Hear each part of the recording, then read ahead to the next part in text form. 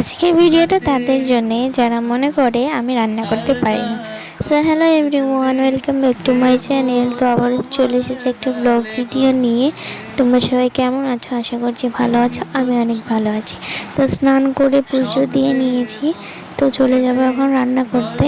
আজকে আমি রান্না করব কি বলো তো, পায়েস। তো অনেক দিন থেকে আমার পায়েস খেতে ইচ্ছা করছিল। আর আমার যে কোনো জিনিস খেতে ইচ্ছা করলে বা কোনো কিছু কিনতে ইচ্ছা করলে সেটা তো আমি করেই ছাড়ি। তো যাই হোক, এখানে নিজে নিজেই আমি এখন পায়েস রান্না করব। জানি না কেমন হবে, লেটস ট্রাই। তো প্রথমেই আমি দুধটা গরম করতে বসিয়ে দিচ্ছি। এক হাতে করছি বলে দেখো পুরোটার একাকার হচ্ছে। যাই হোক, ক্যামেরাটা অফ করে দুধটা ধুয়ে দিলাম। দুধটা এখানে গরম হতে থাক আর আমি চালটা ধুয়ে ঘি মাখিয়ে রাখি।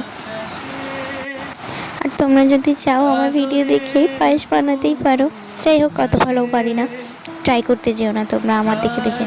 আর এই যে ঘিটা, আমাদের দেশের খাঁটি ঘি, জাস্ট সেন্ট না, দারুণ।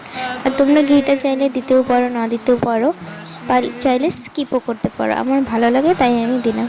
তো এই ঘিটা মাখিয়ে এখন আমি রেখে দেবো ততক্ষণে দুধটা ফুটে উঠুক।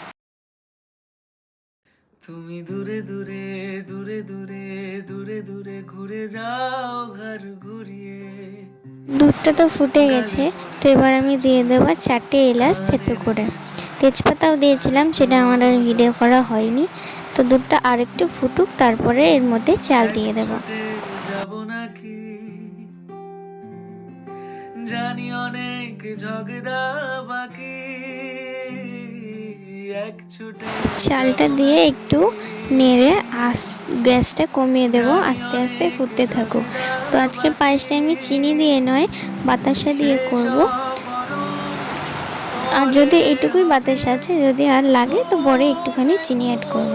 তো আমার পায়েস রান্না করতে করতে মিশো থেকে আমার একটা পার্সেল চলে এসেছে। তো এটা কি বলো তো, দেখে তো পাখা মনে হচ্ছে। তোমরা গেস করে বলো এটার ভিতরে কি আছে। ছোটে রাখি। চাল দেওয়ার পরে আমার দুধটা ফুটে গেছে, মানে পায়েসটা আর কি ফুটে গেছে। তো আমি একটু নাড়াচাড়া করে এখন এটা ঢাকা দিয়ে রেখে দেবো। আমার মাকে দেখেছি, এতে গ্যাসও কম পড়ে আর পায়েসটাও তাড়াতাড়ি হয়। দুধের গরমে গরমে চালটা সিদ্ধ হবে। তো চলো এটা এখন ঢাকা দিয়ে রেখে দিই। ওইদিকে পায়েসের চালটা সিদ্ধ হতে থাক, আর এখানে আমি রান্নার জন্য কিছু আলু কেটে নিই, কারণ আমি পাশে দুপুরে রান্নাটাও করছি।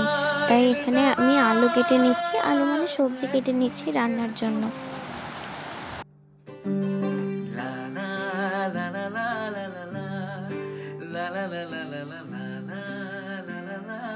তো এখন আমি ঢাকাটা খুলে দেখবো চালটা কতটা সিদ্ধ হয়েছে।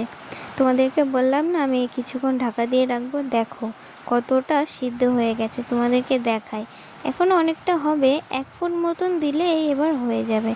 অনেকটা সিদ্ধ হয়ে গেছে ঢাকা দিয়ে। আর আমার গ্যাসটাও শেষ হলো না। কি টিপসটা ভালো তো?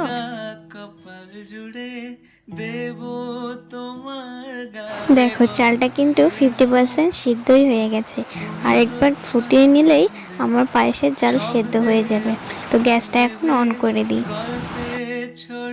আজকে রান্না করতে করতে কত কি যে হচ্ছে, একবার পার্সেল চলে আসছে, একবার বৃষ্টি চলে আসছে। তো দেখো কত সুন্দর বৃষ্টি পড়ছে, ওয়েদারটা একদম ঠান্ডা হয়ে গেছে।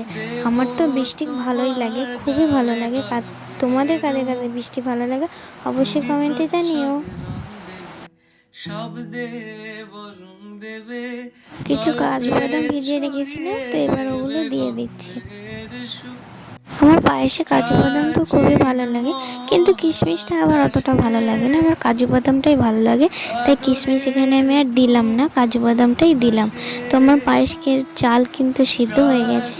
তো এবার আমি কিন্তু আমার ওই বাতাসাটা দিয়ে দেবো। বাতাসাটা দিয়ে নেড়ে আমি এবার পায়েসটা ঢাকা দিয়ে রেখে দেবো। গরমে গরমেই বাতাসাটা গলে যাবে। বাতাসাটা এবার গলে গেছে, এবার আমি নামিয়ে নেব, কারণ মিষ্টি পুরো ঠিকঠাকই রয়েছে।